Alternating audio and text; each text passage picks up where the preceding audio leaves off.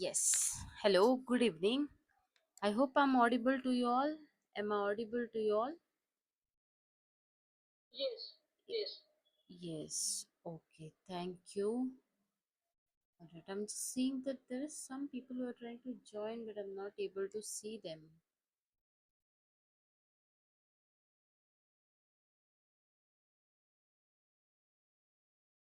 Anyway,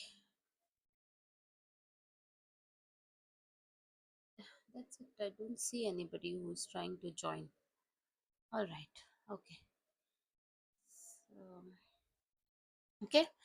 I hope I'm audible very well. Everybody, mark yourself present by just giving me a thumbs up. Let's see how many of us are there listening to me. Yes, that's great. Okay, so today, even before we begin with what exactly we are doing today, let me tell you something very important. And what exactly it is that is very important is that today we are going to study, we are going to discuss electromagnetic radiation. We also call it EMR, electromagnetic radiation, which means to this radiation there are two components, electrical and magnetic. We are going to talk about the spectrum of this radiation. That means any kind of energy that we are receiving from sun is not just of one kind. There are different types, which means that we are going to study different parts of the spectrum of energy, and this is what we call electromagnetic radiation. We have also heard this term last time, that is on Tuesday, when we were discussing waves and different components, basic components of remote sensing. Okay, so get yourself acquainted with this term electromagnetic radiation. It comes in a spectrum, and we are essentially referring to the natural source of energy, which is sun, from whom we get all this energy, all these different types of energy. Okay, did you hear me all throughout? Was it clear? Is there anywhere that it was cracking up, the voice was cracking up? Okay, all right. Okay, okay. Keep yourself comfortable. Let's get going. This particular topic is also very important because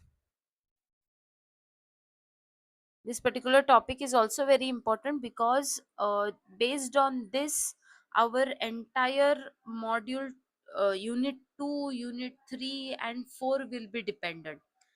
That doesn't mean this particular topic is difficult. It is a very very easy topic. I only want you to remain a little more attentive, so that we are able to navigate through the next topics, whatever that is going to show up our way. All of them become very easy. So today's topic, electromagnetic radiation, electromagnetic spectrum, EMR, is a very very important topic, and trust me, it's a very easy one as well. Okay, let us get going. So yesterday we were talking about how this energy, essentially light, not just visible spectrum that humans are sensitive to, but also beyond that. For example, cosmic rays, gamma rays, X-rays, microwaves, radar waves, that is radio waves, and infrared radiation. All of them are also present, but humans are not able to see it.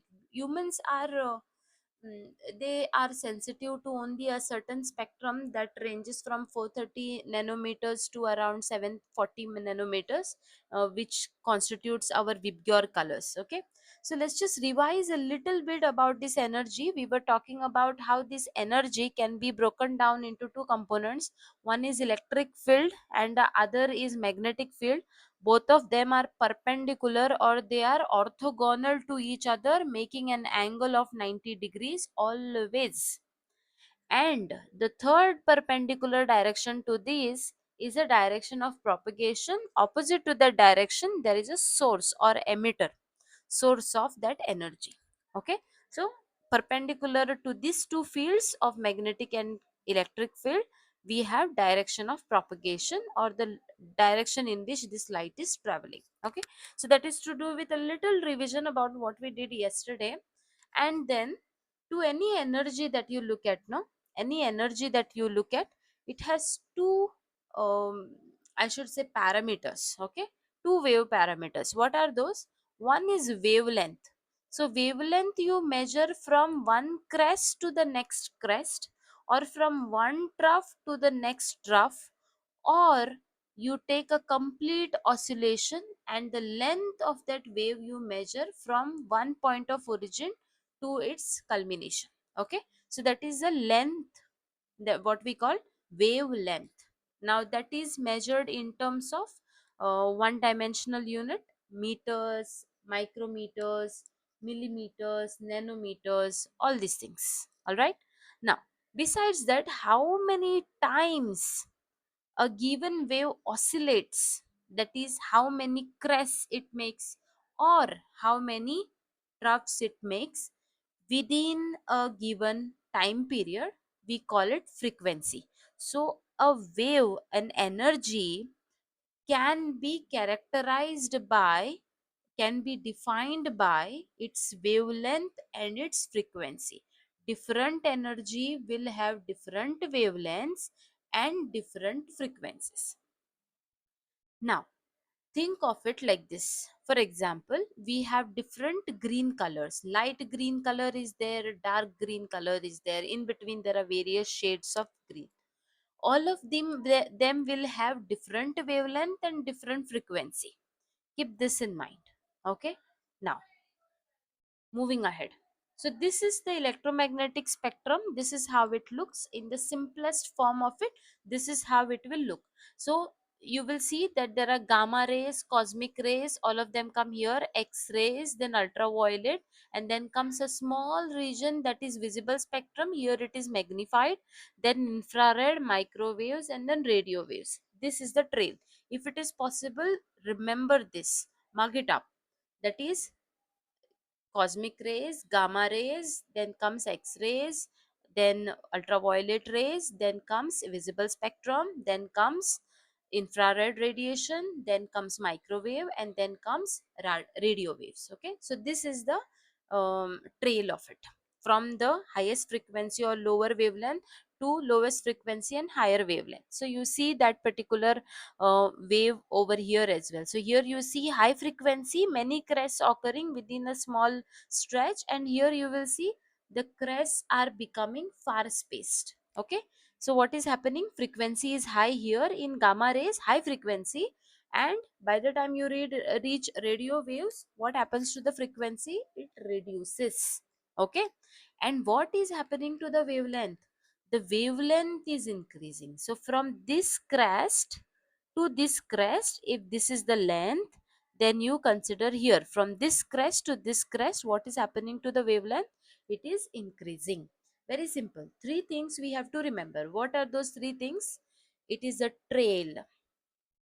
Which race comes first, after that what is the trail, and then which is the last one. This is one thing that we have to remember. The second thing that we have to remember is that the wavelength of gamma rays has very high frequency, and it continuously increases as we reach towards radio waves, it becomes highest. Okay, so sorry, here we have highest frequency, here we have lower frequency, and with the decrease in frequency, wavelength increases. So these are the three things that we have to remember. Frequency decreases with energy, and then we have wavelength.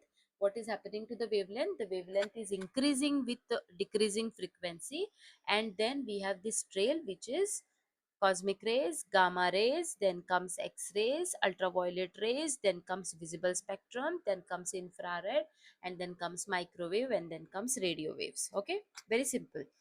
uh, Ask me if there is any question with respect to this. Let's see whether you are listening to it and you are able to understand. If you're not able to understand, give me a thumbs down so we can yet again look at it. Okay, three things. All right. Okay, let's make it a little complicated. Little, not much. And believe me, it won't even be complicated. Okay, so Look at this gamma rays. Here we are talking about nanometers. Okay. So you have meters. 1 meter is 100 centimeters. Then you have 1 centimeter that can be broken down into 10 millimeters. And 1 millimeter, if you break it down into 1000 parts, then you have micrometer. And then that micrometer, if you break it further down into another 1000 parts, then one part of it is nanometer. Okay, so that is 1000 micrometer is 1 nanometer. um Sorry, what am I saying? 1000 nanometers is 1 micrometer. 1000 micrometer is 1 millimeter. Okay, 10 millimeters make up 1 centimeter. Likewise, we have 100 centimeters making up 1 meter. All right, is this clear to you? If you want to write it down somewhere, you write it down. Okay, so this you remember, this much you remember. 1 micrometer is 1 upon 1000 part of 1 millimeter. Similar is the nanometer, wherein it is the 1000 part, 1 upon 1000 part of the uh, micrometer. Okay, so um, this is the kind of a dimension that we are going to look at while we are dividing all this. Somebody is joining. Okay, all right. Okay, so let's look at this gamma rays and cosmic rays. Beyond that, you have cosmic rays as well. So cosmic ray, these gamma rays and x rays are divided at 0.01 nanometer. Okay, that means it is lesser than even 1 nanometer. This you remember. Then up to 10 nanometer, that is 0.01 nanometer to 10 nanometer is x-rays. These are very high frequency radiation. And then 10 nanometers to about 430 nanometers we have ultraviolet. Then 430 to around 740 nanometers we have this visible spectrum. See this small part, no, that is magnified here, which is visible light. Okay, it has been extended here as well for you. 400 that is around 430 nanometers to 740 nanometers, you have this visible spectrum slightly extended also over here. On different graphs you will get different things, but remember this roughly, that is 430 to 740 nanometer, you have your visible spectrum that has these 7 colors, Vibgyor colors that we know them by. Okay, and then from these 740 nanometers to about 0.01 centimeter, which means that this is 1 millimeter. Okay, this is 1 millimeter line. We have infrared radiation. Right now you just remember this, if at all you are able to remember this number, no, but now I don't even feel that you have to remember them. You have these graphs with you, and you are able to, whenever you want to refer to it, you are able to find out in which wavelength we are falling. Okay, and then beyond infrared we have radar waves. There are microwaves also over there. Microwaves extend up to around 1 centimeter, and then you have until 1 millimeter you have microwaves, and beyond that you have the radar waves. Okay, so keep this in mind. So beyond how much, around 1 millimeter, sorry, not 1 millimeter, yes, 1 millimeter, beyond 1 millimeter, then you have the radio waves. That's all, so you remember this. Now that we have already divided them, let's see which kind of light or which kind of energy we are able to use in remote sensing, and which of it we don't use, and why. If we use, then why we use it, and if we don't use, then why we don't use it. Let's look into that. So first let's talk about these gamma rays and X-rays together. These rays, no, they never enter our atmosphere. At the top of the atmosphere itself, when the density of the space increases, no, when there comes a lot of air molecules there, and the density increases, that is there are many molecules there, this energy, because of its very low wavelength and a very high frequency, they come in contact with the top of the atmosphere, and from there itself they get reflected back into the space. So they never come to the planet, never come, and they might never will also come. That is gamma rays, cosmic rays, and X rays. They never enter our atmosphere because of its high frequency. Whenever students ask me why high frequency will, reflect them off into the outer space, I always give them this one example. Think of a room that is full of people. Okay, they are just standing idle, and you are that light energy which has very high frequency, and consider your friend who has low frequency, okay, very low frequency. So once you enter that room, you will go in zigzag manner from one wall to another wall, and right,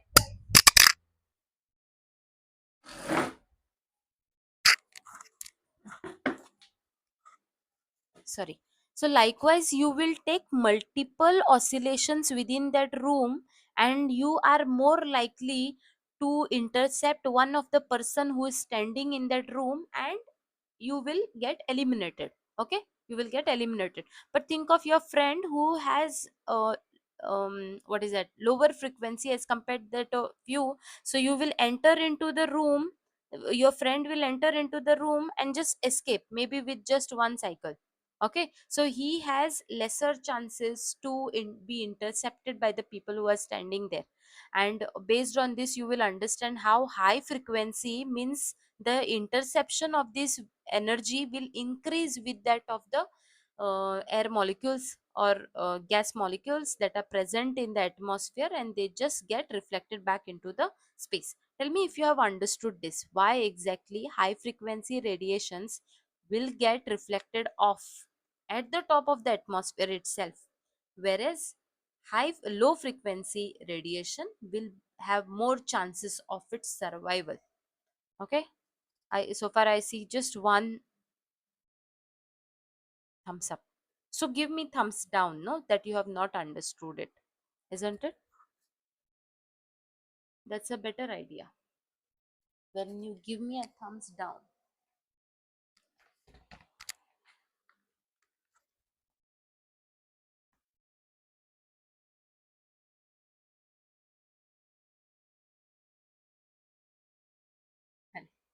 Okay, so high frequency radiation vibrates more vigorously, because of which it has more chances of being intercepted by the air molecules, and it will get reflected off or bounce it back.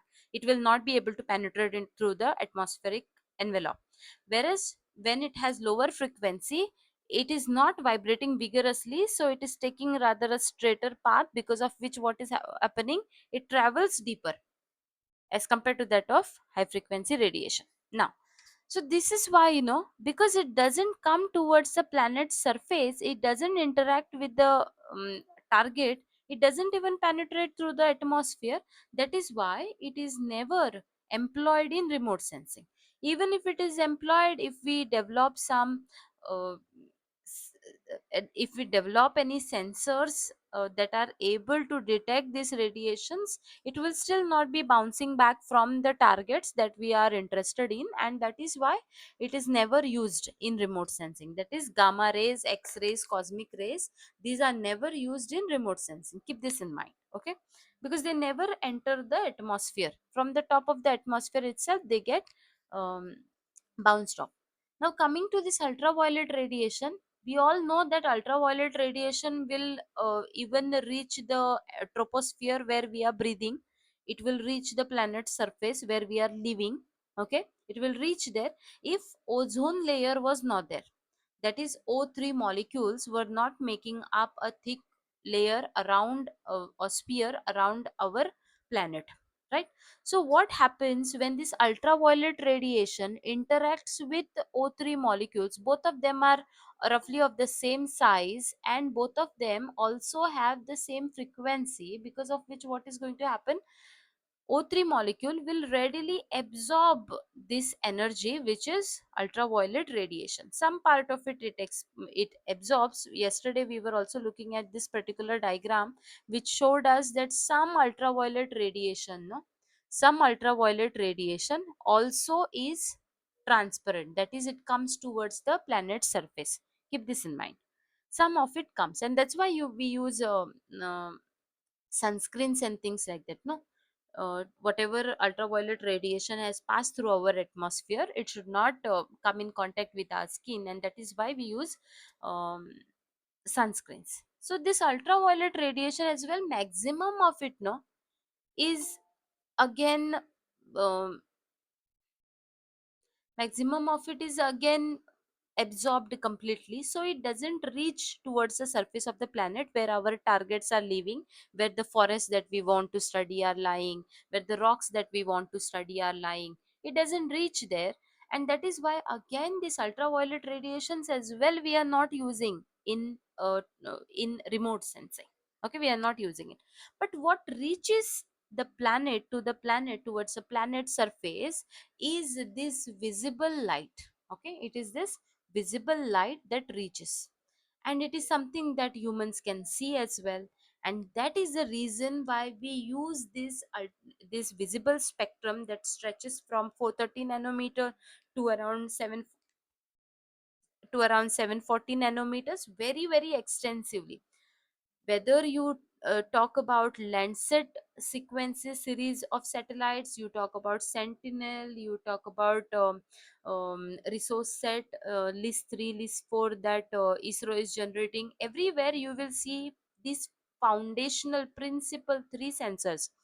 When I say, think of it as cameras. Okay, so they are always there. Which are those three? Red, green, blue. You will find these three things being always present around.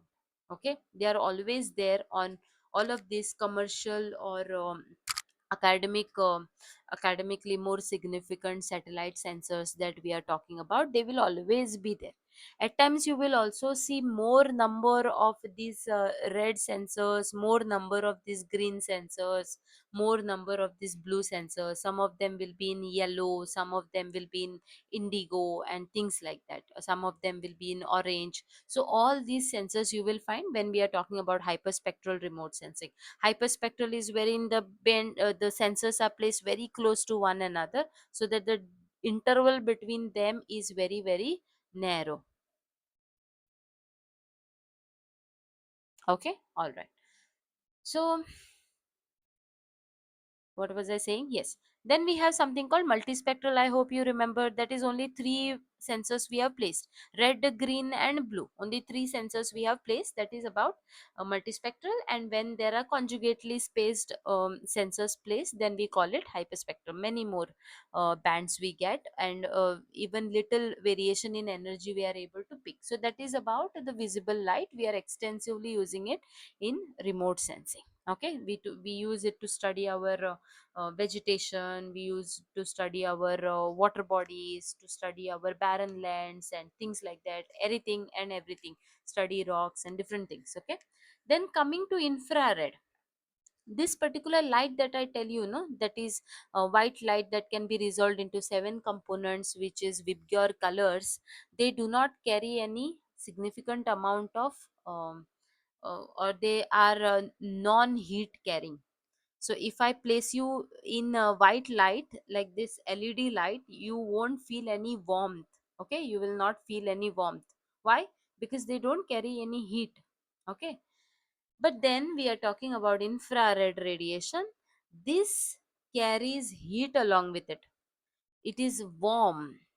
What color it is, humans might not know, but we are calling it infrared. It is beyond the red. Vibgyorer, beyond this red color, it is lying. Okay, we are calling it infrared and it carries heat. This is what you have to remember. It carries heat. So, whenever there is something cold, colder as compared to the temperature of this infrared radiation, it will very readily absorb this infrared radiation. For example, we were talking about how water vapor absorbs all the infrared radiation completely. Okay, So uh, we have to think of such objects which are cold, such that, or cooler at lower temperature as compared to that of this infrared radiation that brings in heat, and this heat readily gets absorbed. That means all the infrared radiation will be absorbed by these colder objects, by these low temperature objects, because of which nothing will leave from that particular target. Nothing will leave. Okay, but then we will also see emission. Hold on for that. And then comes, that means here the infrared radiation is something that we are using for thermal imaging to identify objects which are hotter. For example, if there's a city area and it lacks any green cover, there are no trees besides the roads, there are no parks, there are no green covers, buffer zones, nothing is there, then you will see that the temperature increases. We call it urban heat island effect. Okay, so whenever you place something green, or that is vegetation or some water bodies you make, then what happens to the temperature of that urban area? It comes down. Okay, that area becomes more habitable, more um, more livable. The temperature comes down. Now, so that is to do with infrared. We are using it for thermal imaging to identify certain objects which often have either higher temperature or lower temperature. Lower temperature, we also use it to identify um, mm, snow covers and things like that. Then, coming to these microwaves, radar waves, that is radio waves and things like that, they also have their own purposes. For example, these microwaves have Ka bands, Ku bands. Read a little about it, but let me tell you one thing. This Ka band that is there, no, Ka band, Ka band of microwaves, it is blind to snow cover.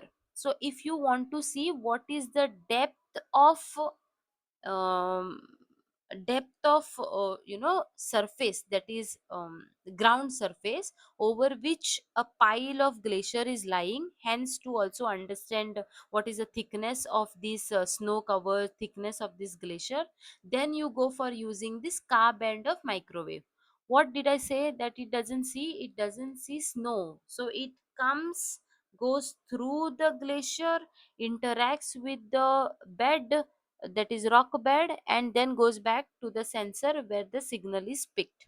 Okay, so that is how we are able to see what is the thickness of snow, hence to establish mass balance and energy balance. Especially this kind of studies are taken care of in glaciated regions, like that of Antarctica. Okay, now coming back, we were also talking about radar photography the other day as to how it sees the ruggedness in terrain.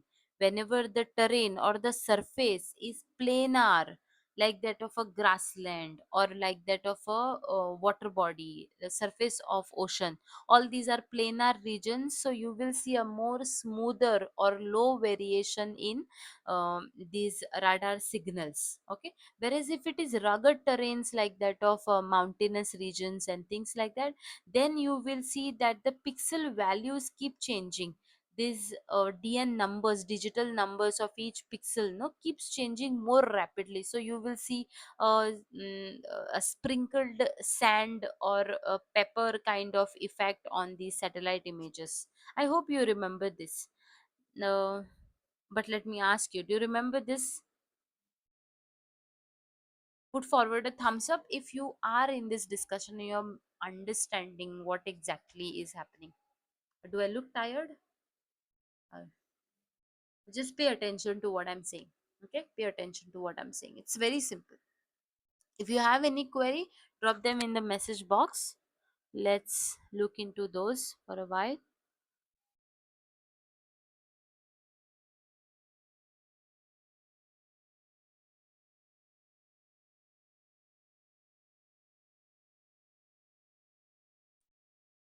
Okay. Yes, let's talk about microwaves. What these microwaves, you might have also heard of microwave oven as well, no? So it also carries heat, and that's how it heats up your uh, rice or anything like that that you want to heat up right before having your food. So these microwaves, no, they do not see. For example, there are different types of mm, r- microwaves. Some of them fall into Ka band, Ku band, and there are multiple such bands of microwaves. You might have heard of Saral Altica. It's an altimeter, an Indian altimeter, that is mounted on which satellite? I'm forgetting the name of it, but this Saral Altica, uh, it works in Ka band. Okay, yes, infrared also we will talk about. So Ka band. What this Ka band does is that it cannot see glacier, frozen ice. It doesn't see frozen water. It cannot see. So it goes through it and interacts with the rock bottom, and then goes back to the sensor where the sensor catches how long it took to travel. Okay, how long, and then at what time it came back to the sensor. So the time of travel, and hence the distance, is also identified as to what is the depth of rock bed. Now if we know the surface level, what is the height of this glacier on top, and then we also know what is the depth of rock bottom, then we know the um, thickness of the glacier. Okay, so that is to do with carbon. Then there are ku bands of microwave. Some of them do not see vegetation, so they traverse through the vegetation, interacts with the soil, and goes back where the sensor detects them. Hence we understand what is the elevation of the land. So it is not disturbed by the vegetation. If vegetation layer is elevated, then that much we have to deduce it, no, out of the total terrain elevation.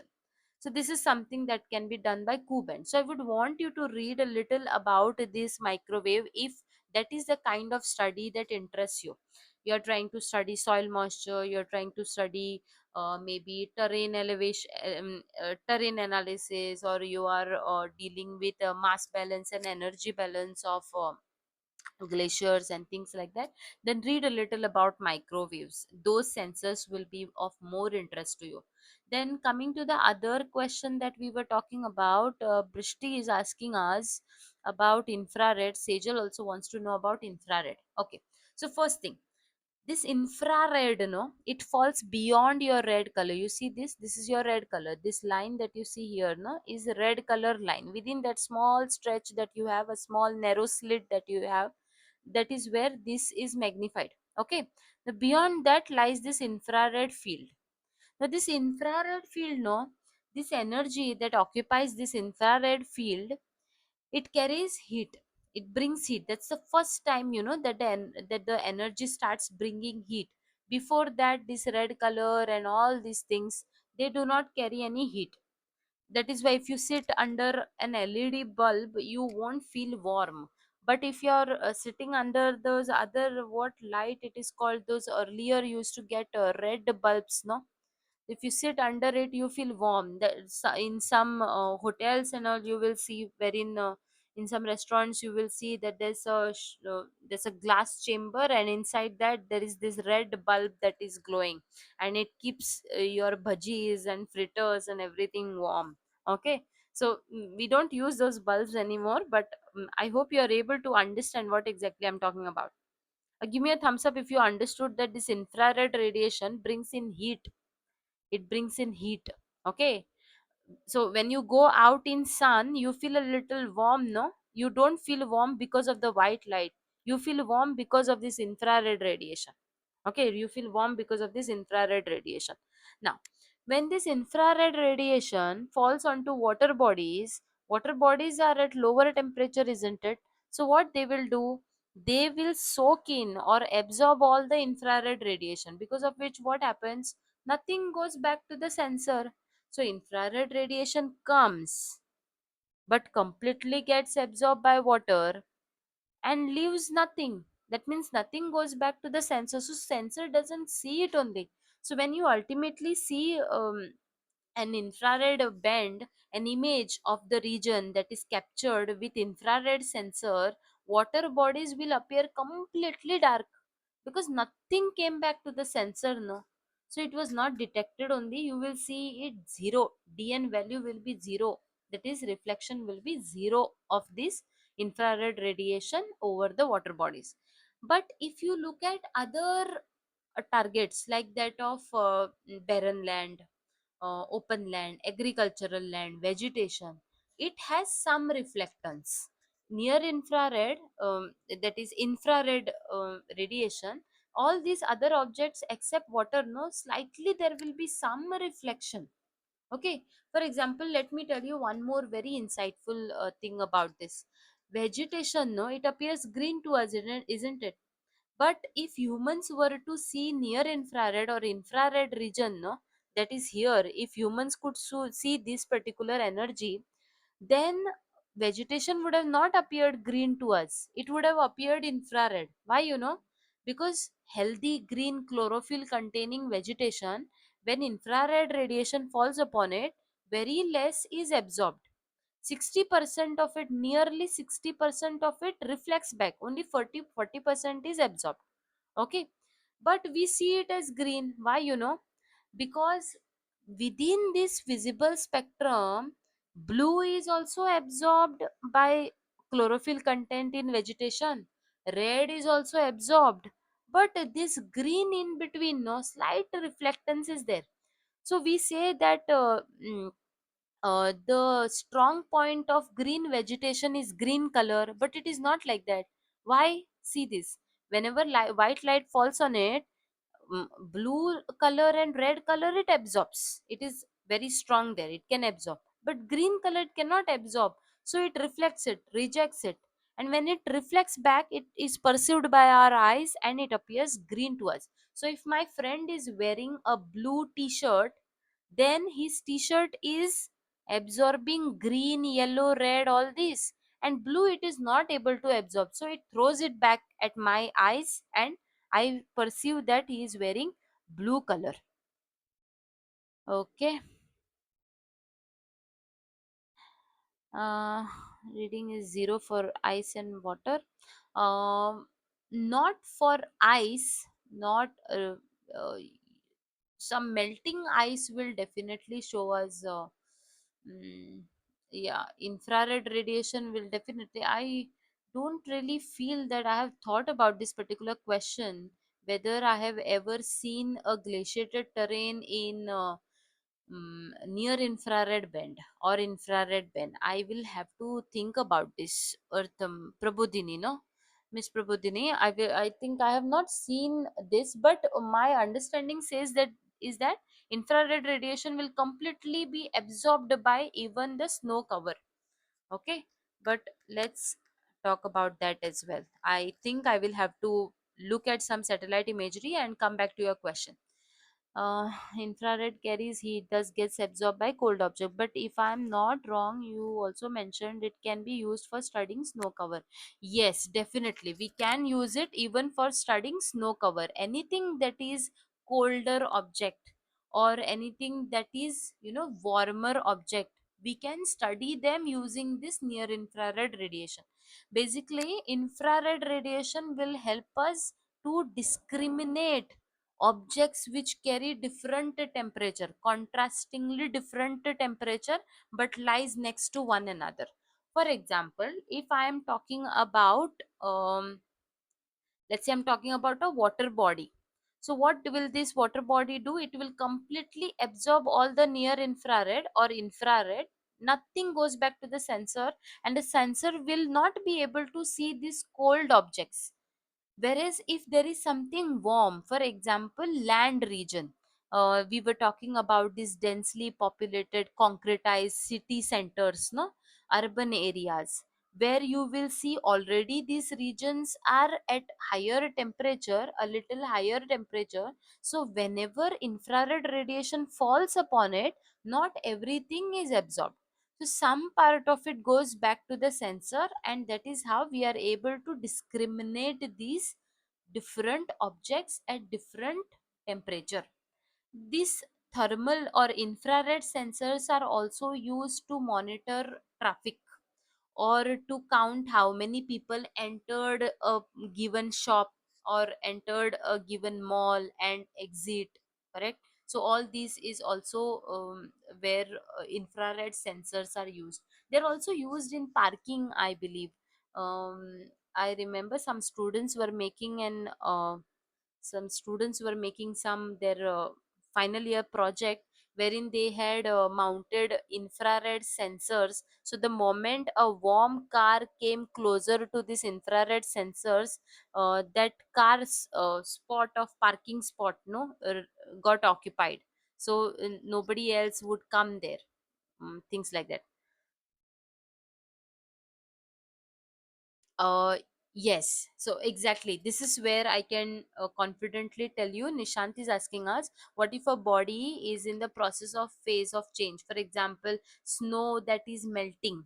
Okay, so this is where you will see infrared reflectancy will come down. Okay, infrared reflectancy will come down. That means what? Snow when it starts melting, or glacier when it starts melting, the kinetic energy will increase. Kinetic energy increases means temperature increases. The moment temperature increases, it will start showing some reflectance. So this snow that is on the verge of melting no will start appearing a little darker, and that is how you are also deciding that this particular snow or this particular snow line is more sensible or more vulnerable to melting. So if the surface soil has higher moisture content, then the reflectance will be lower. Yes, very good. Yes, correct. And that is how we use infrared radiation in remote sensing for identifying soil moisture. Reflectance is sensitive to moisture and temperature. Yes, very correct. Yes, Prachi is correct. Right? Yes. So this is how we will use it for moisture content as well. This is how we will use it even to identify phreatophytes. These phreatophytes are no, it does. Ice will also absorb infrared. Like I said, no, that I will have to look at some images as to what exactly this infrared radiation does to a complete white snow, because that is where I have this question of albedo as well. Any object that is white, fresh white in color, has near one albedo. Near one means perfect reflector, like a white body, as against that of a black body. What a black body will do, anything that any kind of energy that falls upon it, it will absorb it. Whereas when we are talking about snow, it has a reflectance very close to 1, about 0.96. That is the fresh snow, whitest one. So it acts as a perfect reflector, but I will have to visit there and just see whether it does the same thing with the infrared as well. And you may as well look about it on your own, even if I delayed answering you there. Okay, so Nishant is correct, Prachi is correct, all this is correct. Okay, what if a body is in the process of phase change? Yes, it shows the same difference infrared. I mean, will the latent heat make any difference? Yes, latent heat will make some difference, in the sense that if the body is coming to a higher temperature, it will start reflecting some amount of near infrared rather than absorbing everything. And that is where this DOS, dark object subtraction kind of atmospheric atmospheric correction methods also come into picture. Don't think a lot about it, but you can note it down somewhere: dark object subtraction methods for atmospheric correction. So these are the things that we will be talking about when we talk about analysis of or pre-processing of remotely sensed data. All right. Okay. uh, so going ahead, so we are going to we are grading into the fourth part of this particular unit. We have 10 minutes. Let me just give you 15 seconds in case if anybody else has anything to ask, because yeah, we were at radar. We have already seen what radar does is that wherever there is Radar has two components. Keep this in mind. Radar has two components. One is horizontal component and one is vertical component. So whenever radar rays fall onto a rugged object, it will have two components of scattering. One is horizontal, that is lateral, and one is vertical. So if the slope is in this direction, let's say 45 degrees, then you will see a reflection that is taking place in between these two vertical and lateral direction in between these two. Okay, so because of this, what happens is that you see varying slopes keep changing in a rugged terrain, and you will see different reflection that is coming back to the sensor, and sensor is picking it from different areas on based on the average that pixel depth, no pixel size. It will keep picking this averaged out signals, and it will keep changing with changing slope. Okay, so you will see different digital values or digital number values for these pixels. But when you look at a planar object or planar surface like that of ocean surface, it is planar, it doesn't have a slope. So every radar ray that falls onto this perfect reflector, that is planar object, it will reflect in the same angle, with the same angle, such that what happens, now the sensor sees each place on that planar surface as giving out similar reflectance, and that is why similar digital number, that is pixel value. Okay, and this is how we are able to interpret whether a terrain is rugged, that is over dober circle, that means high elevation, lower elevation, higher elevation, lower elevation, or whether it is planar, almost similar elevation like that of sea level. Okay, so that is to do with radar. We have already seen an image of it. Let me just display this to you. This is a radar image. Okay, this is a radar photograph. So here you can also see vegetation that is, planted in almost a line. Okay, this is where you see it. Okay, I'm not really aware what exactly these things could be, whether they are terrain molds or whether they are hills or things like that, but these are definitely vegetation, or whether these are also vegetation, very densely populated in some shrubs or something like that. We don't know, but these are, yes. So here you see the ruggedness. This seems to be a more of planar land. This is much more planar. So here you see slight that pepper and salt sprinkled kind of changing reflectance. But here in the water body, it is completely planar, completely same values. Okay, so this is a radar photography. It might not tell us what exactly is the terrain, but in analysis of terrain, radar data is wonderful.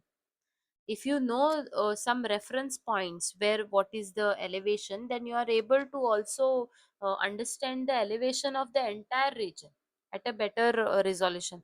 10 meter, that is for sentinel 1.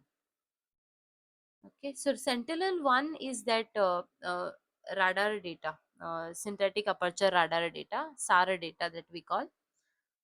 All right. Okay. Okay, good to go. So we have 7 minutes. Let's talk about this very simple topic, that is scattering. We have always heard of scattering. Scattering means dispersing, falling here and there. Okay, without any pattern as such, there is essentially irregularity in dispersion. That is what is scattering in the simplest term. Now, whenever radiation, we were talking about remote sensing stages, the flow of remote sensing. In the flow of remote sensing, you have energy source, then that energy traverses through the atmosphere, hits the target, goes back towards the sensor through the atmosphere yet again. That's radiation is traveling through atmosphere twice. Once while it is coming, once while it is going back to the sensor or in the outer space, wherever. And then data processing and things like this. So we are here, we are talking about what happens when this energy traverses through the atmosphere, what exactly happens. Okay, so what happens, essentially scattering happens. This scattering is also of two types. One is selective scattering, other is non-selective scattering. Remember this scattering, we are dividing it into two types. One is selective scattering, other is non-selective scattering. So let's discuss this selective scattering first. Now, often what happens is that you will see a particle which is very, very small. Particle is just very, very small. It could be a dust particle, it could be a gas molecule, or an aerosol molecule, or it could be a colloidal droplet, or it could also be water vapor. It could be anything, okay, that is present in the atmosphere, suspended in the atmosphere. And then we also know that the energy that traverses through the atmosphere, that is ultimately going to scatter, will interact with this particle. Now, if the size, that is the diameter of this particle, is smaller as compared to the wavelength of the energy that it is interacting with, then it will lead to a kind of selective scattering that we call Rayleigh scattering. Okay, so Rayleigh scattering is where the particle, it could be a gas molecule, could be an aerosol molecule, anything that intercepts this incoming radiation has a smaller size. The particle has smaller size as compared to the wavelength of this energy that is intercepting with it. Then the kind of scattering that happens is Rayleigh scattering, and this is the most common scattering. Most common scattering, because of which you will see that high frequency radiation is scattered more. Okay, so most common scattering, because you have very small particulate matters and gaseous molecules in the atmosphere, and these Vibgyor colors are interacting with it. Other energy is also interacting, but I am specific about visible spectrum because that is where I will be able to give you more examples. Okay, so those uh, energy which has higher frequency, we were talking about how high frequency energy will be intercepted and taken off. So what happens, that high frequency radiation interacts with it, that is blue color in that Vibgyor color. That is why you will see skies are blue. That is why you will see skies are blue. Okay, very high frequency, low wavelength, when it interacts with this many particles, small particles that have a size lesser than that of its own wavelength, it will scatter it completely, and that is why you will see sky appears blue in color. Did you understand this? Whereas when it comes to red color, no, it is scattered less because it has a slightly higher, slightly lower frequency, because of which that scattering is minimal relatively. Okay, only in relative sense, blue color will be scattered more because it has high frequency. It interacts with all these gaseous molecules that are present in the atmosphere. All right, have you understood this? Could you understand this? Okay, all right.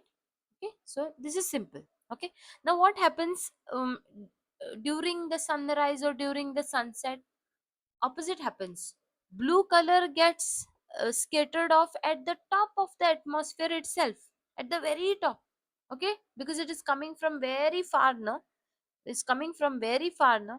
So then what happens during sunset, because the distance increases as compared to when it is shining right above our head, distance is less, direct sunlight is coming.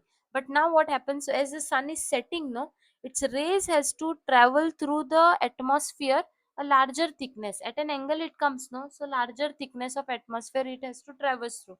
So then what happens, most of the blue color gets scattered far away from the planet's surface.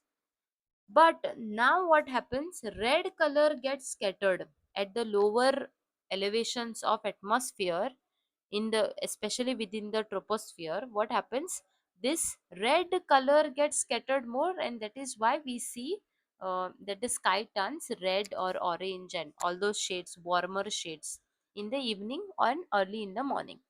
Now, the second kind of selective scattering that we are talking about is a kind of Mie scattering. So remember that Mie scattering is divided into selective scattering and non-selective scattering. Let's complete this topic and only then we will stop. Okay, we might end up going maybe 2 or 3 minutes beyond the time.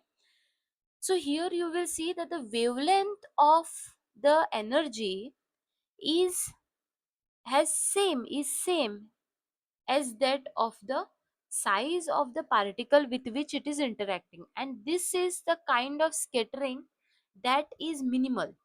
Remember this, that is minimal. Okay, minimal means what? It's completely selective, you see, very very selective.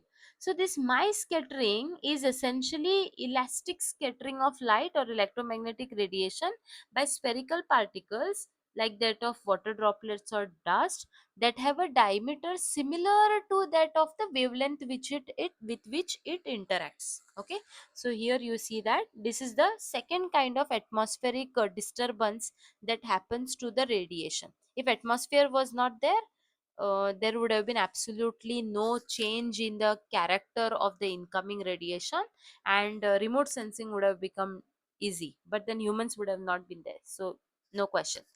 Then the second kind of my scattering is, well, the particle is way bigger as compared to the wavelength that it intercepts, which means this big particle is capable of intercepting many different kinds of radiation that we talked about in that electromagnetic spectrum. Now, because I said humans are more sensitive to the visible spectrum, that is white light that can be dispersed into seven different colors, let's talk about how and why these clouds appear white to us. Why do they appear white to us? Because when this white light falls on it, it has dust particles which are big, it has water droplets which are also big, but remember that it has lower moisture content, okay, not more than 30%. That is why they are dust clouds. Okay, so whenever this white light falls on these big particles, everything gets reflected. That means these white clouds act as perfect reflectors, and that is why they appear white in color. So whenever you are moving out in hot sun, you should wear white color so that any light that falls upon you, it will reflect back. But in the end, you will realize you have still tanned. Why? Because what caused that tanning was essentially your infrared radiation. So apply some moisturizer. When you apply moisturizer and go out in hot sun, what is happening? This cooling effect is already there, and there is some water that is lying as a film on your skin, which absorbs this infrared and hence protecting your tissues. Okay, warming up your tissues. And then pair it up with, then on top of it you apply sunscreen so that ultraviolet radiation goes off. Okay, keep this in mind. Ultraviolet radiation anyways goes off at the top itself, no? Infrared radiation goes deeper, and that is why you apply moisturizer first and then sunscreen. I mean, that's the best way I can tell you why exactly to apply a moisturizer before sunscreen and not the other way around.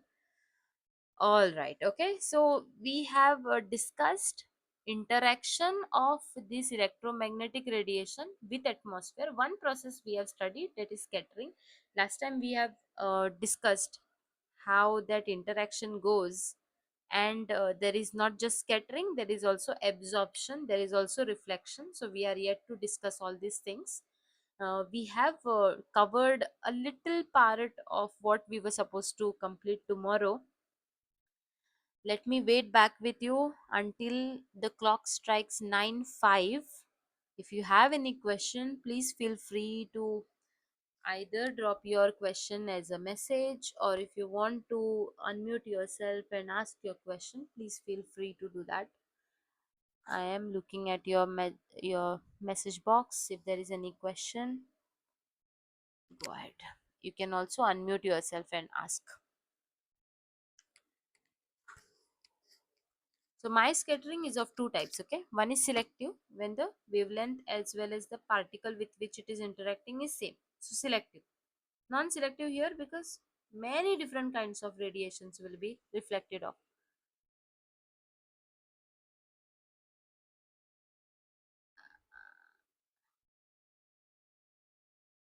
No, radio waves are within remote sensing, especially they are used because for identifying uh, oil spills within ocean. They are also used for identifying what are the effects of earthquakes where there is active subsidence. If we extract a lot of groundwater, then there occurs something called subsidence. You might have heard of Joshimat, that was sinking because of extensive withdrawal of what groundwater. So that subsidence that happens in the uh, ground, that can be very well picked by these radar radiations. So change in elevation we can study. To what extent flood was covering a region, that also we can study, because before flood the terrain was irregular, but then during flood you will see that it appears completely planar because water fills up. And these radar rays, no, they do not see clouds cannot intercept them, they pass through the cloud. So even on cloudy day, monsoon kind of environment where there is some flooding, we can pick it, we can detect it using this SAR imageries, radar imageries, because radar rays are not seen by clouds don't see them, they just pass through even dense cloud cover. So they have very less atmospheric disturbance or errors that are imbibed into the signal. I hope I could answer that, Miss Prabodhini.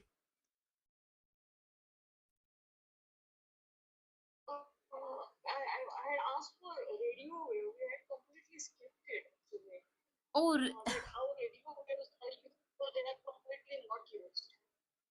yeah, radio waves. I don't think they are essentially used in remote sensing kind of work. I have not come across any, but they are used for transmitting signals. That is telecommunication and television. Okay, those are high wavelength and more than 10 meter of wavelength. They have very huge wavelengths. So that's why they can, even on cloudy days, these radio waves will help. Oh, there are certain this no in my head that okay, these radio waves is something that we don't discuss in remote sensing. We use them for communication, so I will just keep it. My head just works in one direction. I'm so sorry. You had to repeat your query.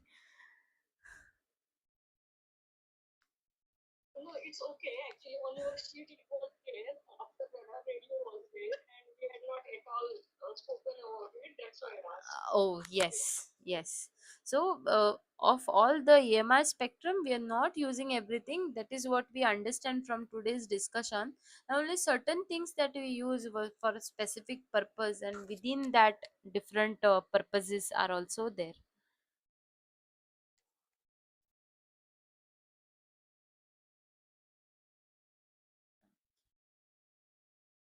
Okay.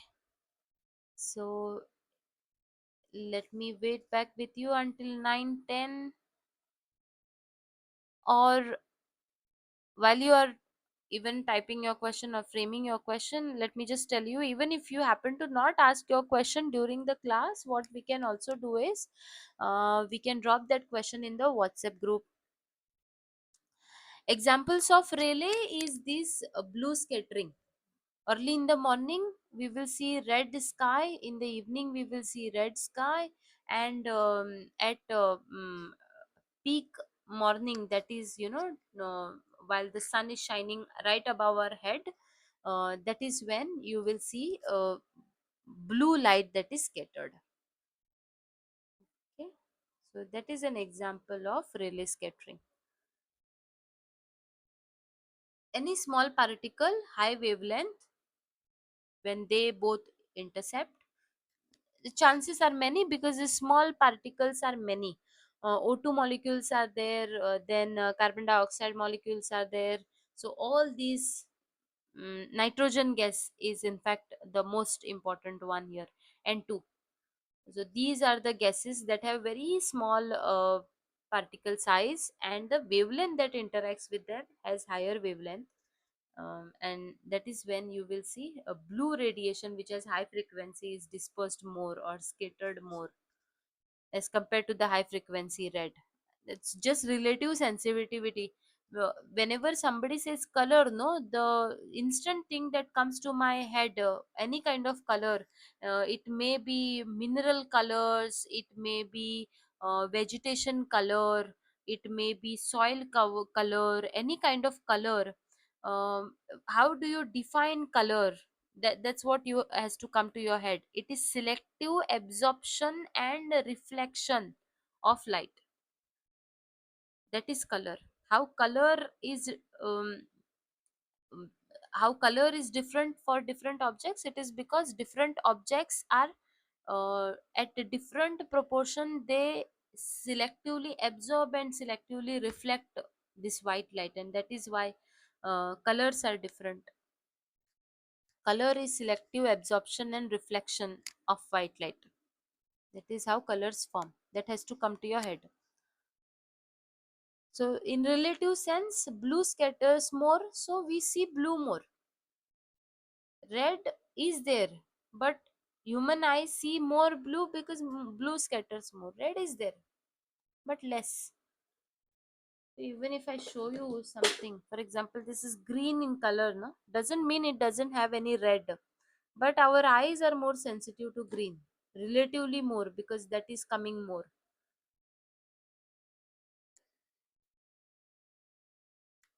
Oh, so what I was saying is that there always comes a feedback form in our WhatsApp group. Take out your time. Maybe it just takes 30 seconds when you have good internet connectivity.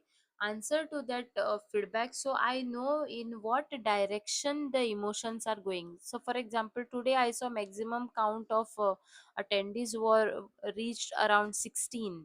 At one point, it reached 17. Otherwise, it was 30. So I I can just see in which direction the emotions of you all are going as well. And then you can also tell me what are the things that you are liking and you are not liking. So we remain in track. Okay. But make sure that you view the session first and then give feedback. Okay. Let's halt here. Let me see you tomorrow. Tomorrow is Friday. I'm not occupying your Saturdays and Sundays. Let me see you tomorrow. Have a great evening. See you all tomorrow. Good night.